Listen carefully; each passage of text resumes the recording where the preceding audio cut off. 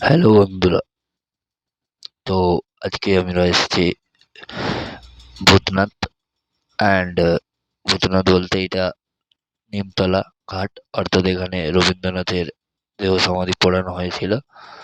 আর এটা আমাদের সোনাগাছির খুব কাছাকাছি একটা, ঠিক আছে? তো তোমরা যদি আসতে চাও, এটা তোমরা দমদম থেকে ট্রেন ধরেও আসতে পারো, কলকাতা হয়ে আসছে। অ্যান্ড স্টেশন হচ্ছে শোভাবাজার আইরিতলা।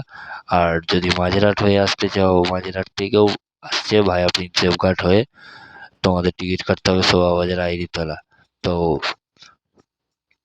আমার চ্যানেলে যারা যারা নতুন আসো তারা সাবস্ক্রাইব করে দাও।